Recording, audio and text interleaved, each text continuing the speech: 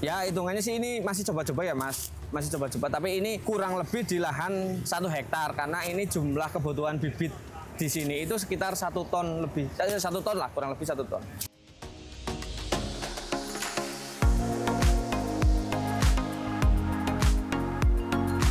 Assalamualaikum warahmatullahi wabarakatuh, sahabat petani semua. Video kali ini kita akan belajar tentang kisah inspiratif dari salah seorang petani pemula yang bisa dikatakan sudah sangat sukses, bukan hanya dalam bidang pertanian, tetapi dalam bidang yang lain. Kemudian beliau juga memiliki visi yang sangat luar biasa, bagaimana caranya untuk menghindarkan petani dari kegagalan dan ketidakpastian dalam budidaya tanaman. Video lengkapnya setelah yang satu ini.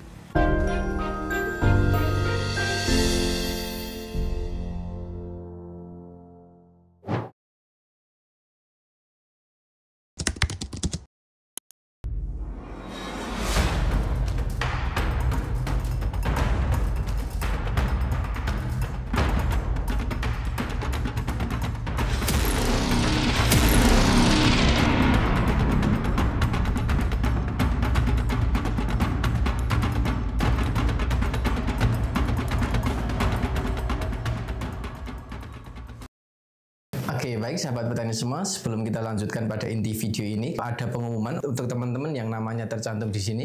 Kami tetapkan sebagai pemenang terhadap giveaway video kami yang lalu. Nah, untuk teman-teman yang belum beruntung jangan berkecil hati karena di setiap video Mitra Bertani insya Allah akan kami sertakan giveaway. Caranya sangat mudah, teman-teman cukup tinggalkan komentar terbaik di kolom komentar video ini. Kemudian untuk teman-teman yang ingin berbudidaya tanaman, kemudian ingin memiliki acuan, silahkan teman-teman bisa miliki buku Tanam Mudah Hasil Melimpah karya Mitra Bertani. Di situ sudah disajikan secara komplit mulai persiapan sebelum penanaman, olah lahan, pemilihan bibit, kemudian perawatan dan sampai pasca panennya.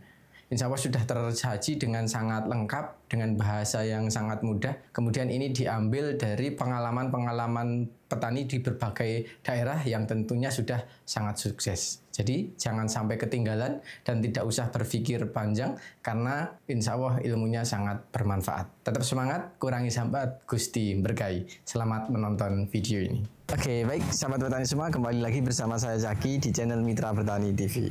Seperti yang telah saya jelaskan di awal tadi, kesempatan kali ini kita akan belajar tentang kisah inspiratif dari salah seorang petani pemula, tetapi sudah sangat sukses, bukan hanya dalam bidang pertanian, tetapi juga dalam bidang yang lain. Kemudian beliau memiliki visi misi terkait dengan dunia pertanian yang menurut kami sangat bagus, yang dimana itu bisa diadopsi oleh petani lain, supaya petani-petani bisa meminimalisir ketidakpastian dalam budidaya pertanian. Penasaran kisah inspiratif dan kiat suksesnya seperti apa? Tanpa lama-lama lagi, kita akan langsung masuk pada sesi wawancara.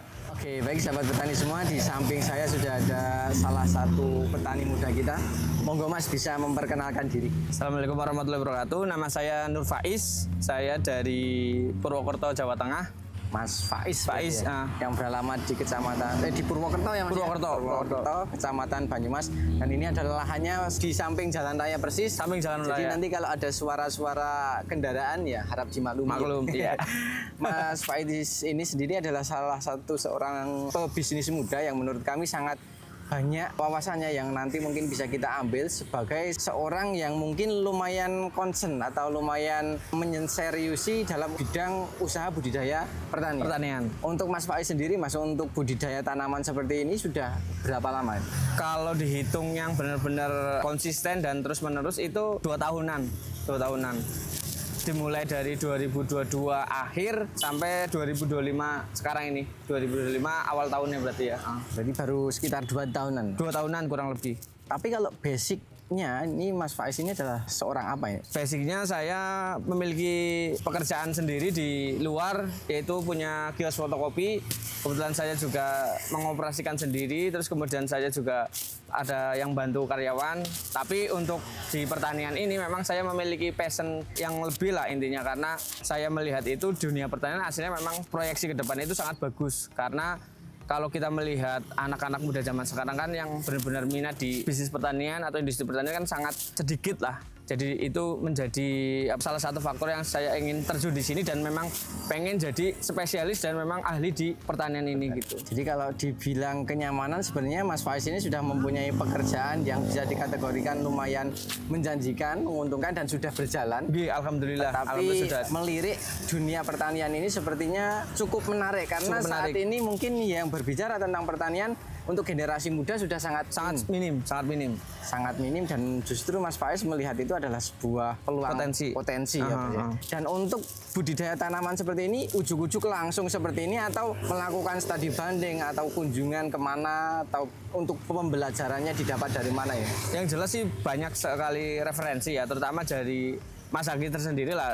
Menurut saya cukup sering melihat konten-konten Mas Zaki di channel Mitra Bertani ini. Banyak konten-konten di situ yang sangat mengedukasi. Terus juga dari teman-teman sendiri yang memang sudah terjun di dunia pertanian. Saya juga mengulik cerita-cerita mereka, bagaimana suka duka dan sukses story-nya bagaimana. Tiba-tiba saya memiliki kesimpulan sendiri bahwa memang sebenarnya sektor pertanian itu sampai kapanpun itu sangat diperlukan dan memang masih menguntungkan. Tinggal bagaimana caranya kita memanage dari problematika yang ada di dunia pertanian. Mengingat memang tanaman-tanaman itu kan memang nggak bisa diprediksi hasil dan harganya kan, terutama itu. Jadi ya kita harus sebisa mungkin, sekreatif mungkin untuk bisa memanage problem-problem tersebut gitu. Jadi perjalanannya lumayan panjang ya. Saya tidak ujuk-ujuk langsung berbudidaya tanaman itu tidak, tapi mencoba mendalami dulu untuk bertani itu seperti apa. Bahkan bukan hanya belajar dari mungkin media sosial, tetapi menyempatkan waktu untuk tadi banding langsung beberapa kali. Ke Jogja, saya mampir ke Jogja, terus ke sentra tani budidaya bawang merah di Brebes saya juga mampir ke sana, ke salah satu ahli di sana. Bahkan dia dulu sempat menjadi ketua Asosiasi Bawang Merah Indonesia gitu. Jadi orang-orang besar itu saya memiliki banyak cerita-cerita yang menarik lah, intinya seperti itu. Semakin bertemu banyak orang seperti itu tidak semakin takut Mas akan potensi kegagalannya. Nah itu malah menjadi challenge ya, menjadi tantangan tersendiri untuk bisa mencari solusinya lah gitu. Karena ya ketika kita bisa menjadi problem solver dari sebuah masalah tersebut kan otomatis kita faktor ekonomi sih nanti mengikuti ya, paling nggak kita menjadi ahli lah yang menjadi rujukan. Setelah itu nanti mungkin bisa keuntungan tersendiri karena dari ahli itu gitu. Seperti itu Mas. Tapi kalau dilihat dari backgroundnya sendiri, apakah Mas Faiz ini memang latar pendidikannya adalah pertanian juga Mas? Oh ya, itu juga termasuk karena alhamdulillah saya juga berkesempatan untuk kuliah di salah satu perguruan tinggi di Purwokerto sini. Kebetulan juga saya memiliki background pendidikan jurusannya itu budidaya pertanian, agroteknologi kalau teman-teman pada paham mengenai itu.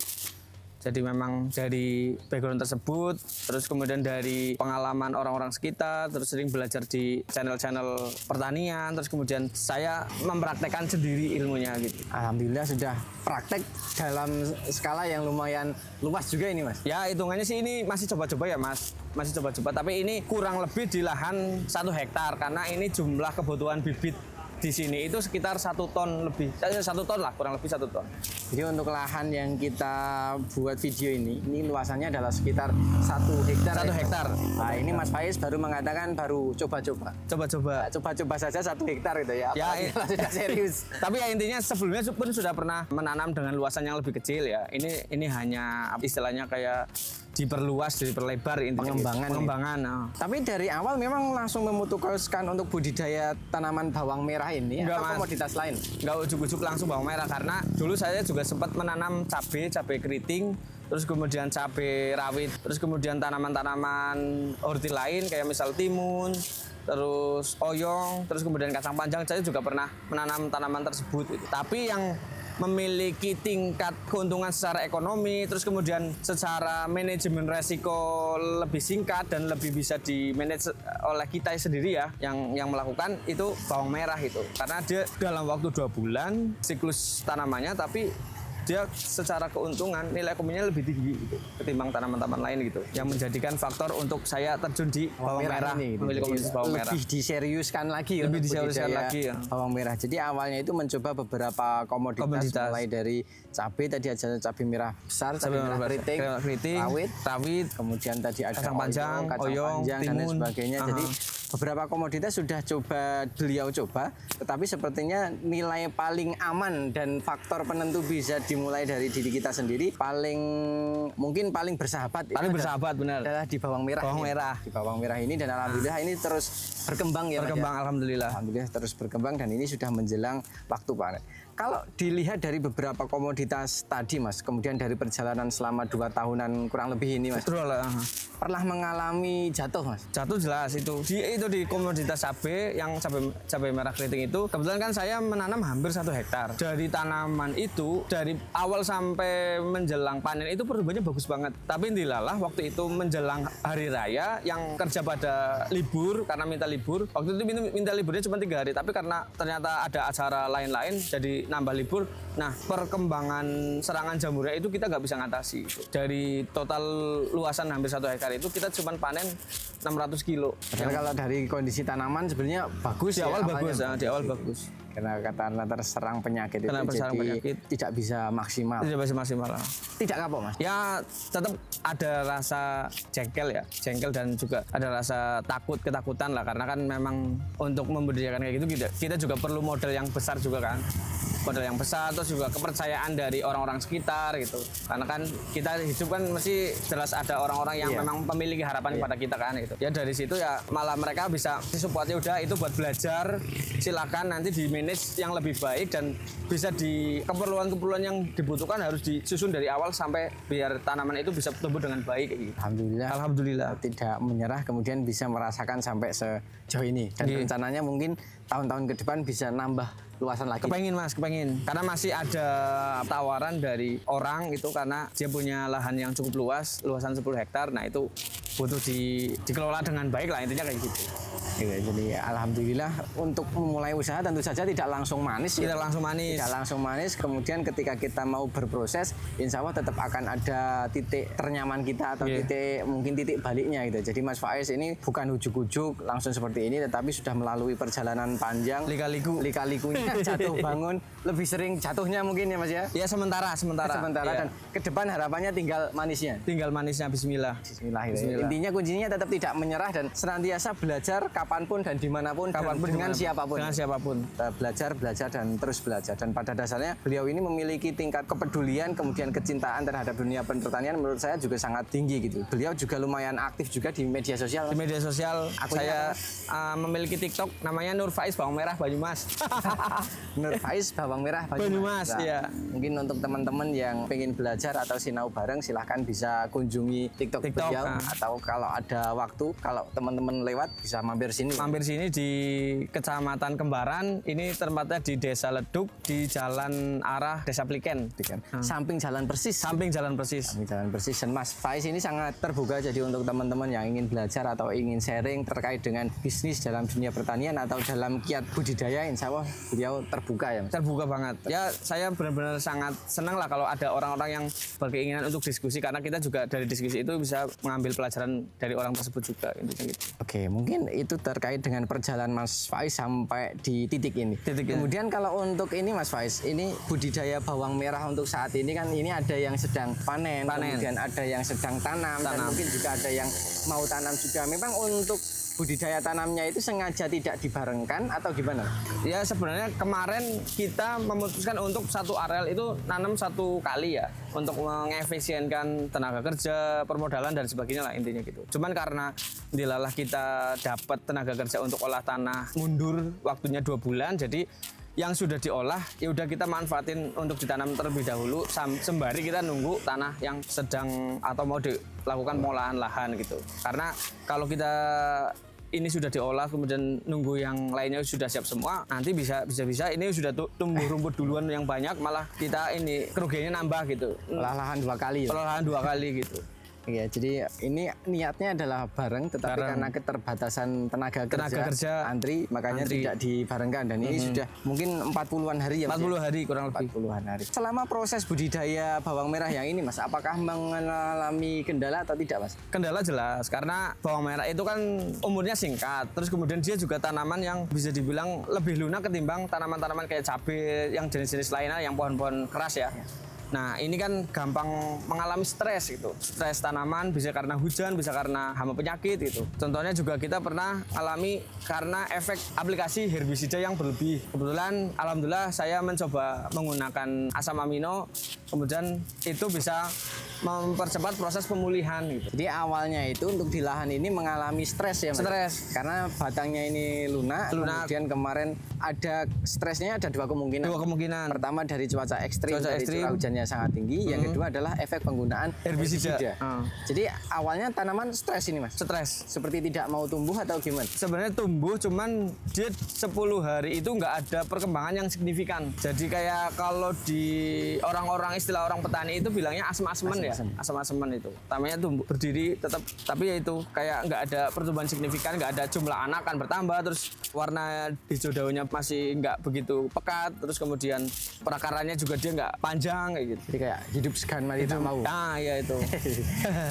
Untuk memulihkan itu adalah diaplikasikan asam amino. Asam amino disemprotkan, Mas. Kita semprot, kita spray ketika kita langsung melihat oh tanamannya kayak macet gitu. Kita langsung menggunakan asam amino karena asam amino kan punya sifat dia bisa mengurangi stres ya. Kemudian juga dia juga punya zat yang bisa menumbuhkan senyawa-senyawa biar tanaman itu kayak misal akar itu bisa manjang, terus kemudian zat hijau daunnya bisa meningkat kan kayak gitu, seperti itu. Dan alhamdulillah berarti karena kemarin pasca terdampak dari stres itu dengan aplikasi asam amino itu lumayan ada harapan. Ada harapan alhamdulillah. Dan alhamdulillah bisa sampai saat ini. Sampai saat ini.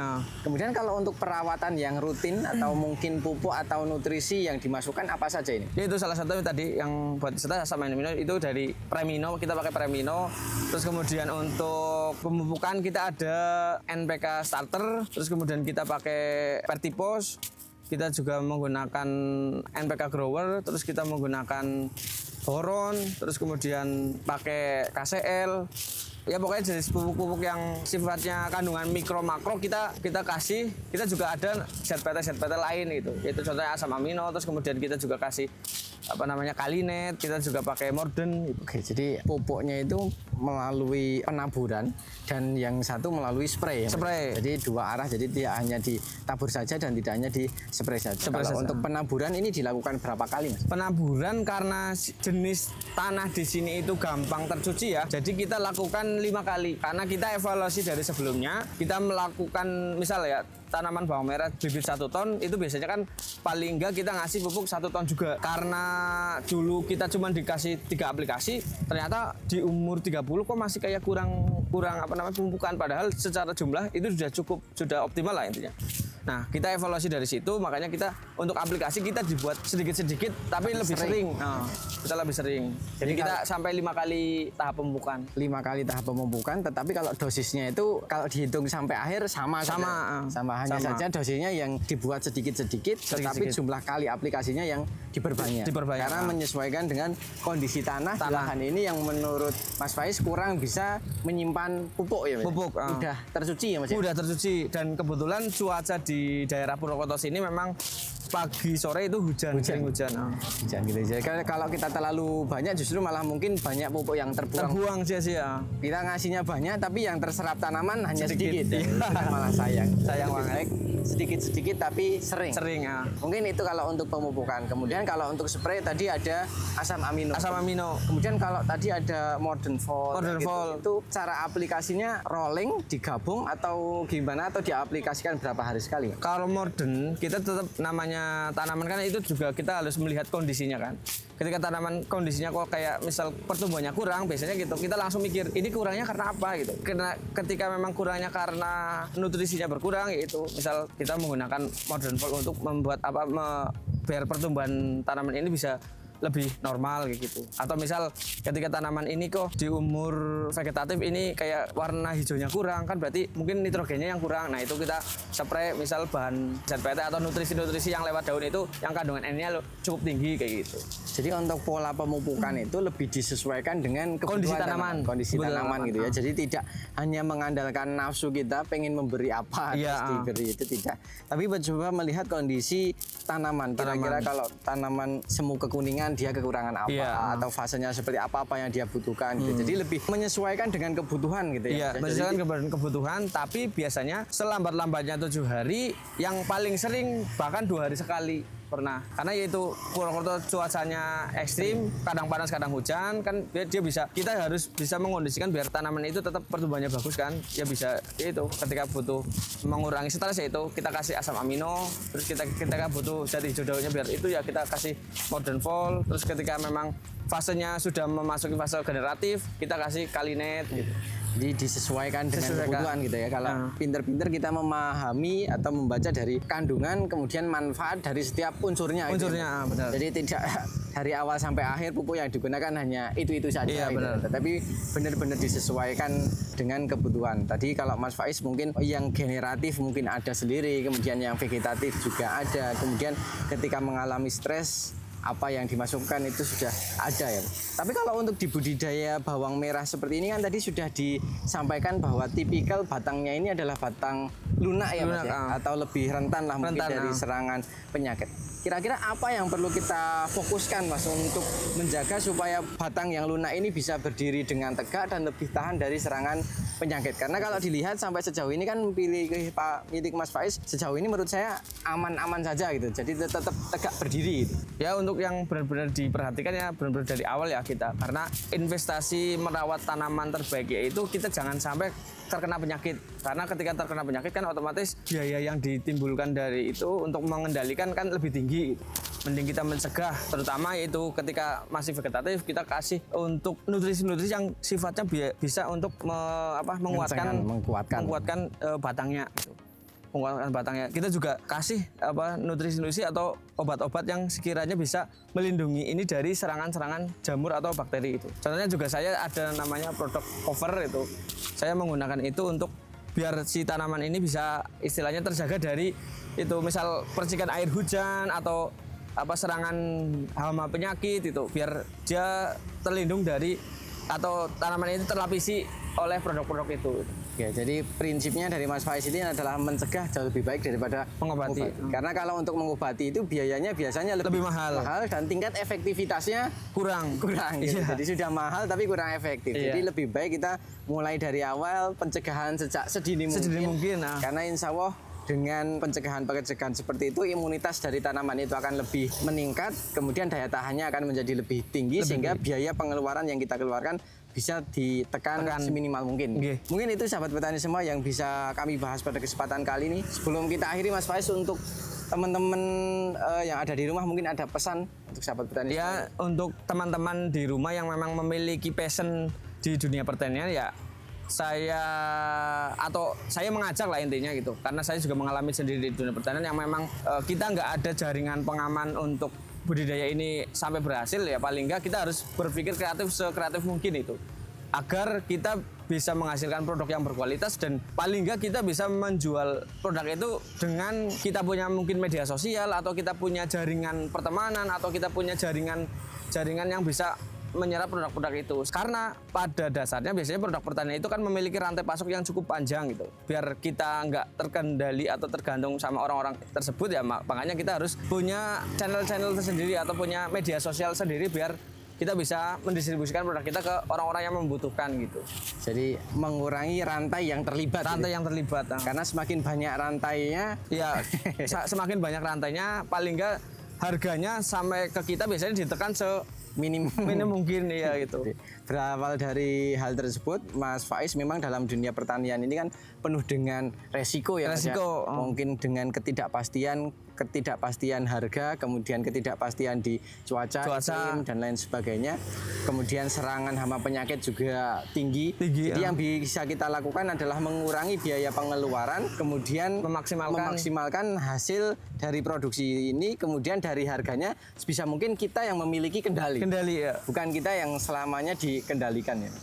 Karena biasanya kerugian terbesar kita terlalu dikendalikan oleh pasar. Sehingga permasalahan utamanya adalah di harga ya. Padahal mungkin di harga pasaran itu tetap tinggi, tapi harga beli dari petaninya rendah benar. Nah, mungkin itu yang perlu kita putus. Makanya Mas Faiz menjadi salah satu inisiator lah. Harapannya itu nanti teman-teman bisa memasarkan hasil panennya sendiri gitu. Jadi untuk memutus rantai-rantai yang terlibat supaya keamanan dari harga itu bisa kita rasakan. Itu tentunya akan sangat menguntungkan ya, dari customer mungkin tidak membeli dengan harga yang sangat tinggi, kemudian petani juga Mendapatkan harga yang layak. harga yang layak. Jadi sama-sama menguntungkan menurut saya. Win-win solution. Mungkin yang tidak begitu untung adalah pengepul tengkulak itu ya. Ya mungkin itu harapannya ini bisa menjadi solusi dan bisa menjadi contoh, karena memang kalau bukan kita siapa lagi ya Mas ya, atau apalagi generasi yang masih muda seperti ini, mungkin kita lebih dituntut untuk berpikir secara kreatif. Bener. Kreatif, karena hanya mengandalkan dari hasil pertanian saja ya, seperti yang tadi disampaikan, penuh dengan ketidakpastian. Mungkin itu sahabat petani semua yang bisa kami sampaikan pada kesempatan kali ini. Banyak motivasi yang kita ambil dari Mas Faiz ini. Beliau sebenarnya basicnya memang di pertanian, tetapi saat ini sudah memiliki bisnis di luar pertanian, tetapi karena kepedulian, kecintaan, dan kesadaran bahwa selagi manusia masih ada, pertanian masih dibutuhkan. Makanya beliau memutuskan untuk budidaya tanaman, dan untuk memutuskan budidaya tanaman pun beliau tidak langsung menanam, tetapi melakukan riset, kemudian studi banding, kemudian memperbanyak wawasan, kemudian kemungkinan terburuk yang mungkin akan dihadapi itu seperti apa, itu sudah dipersiapkan jauh-jauh hari. Baru kemudian beliau memberanikan diri untuk mencoba budidaya tanaman. Nah, untuk komoditasnya pun beliau mencoba beberapa komoditas, tetapi untuk sampai di titik ini beliau merasa untuk bawang merah ini adalah salah satu yang paling aman.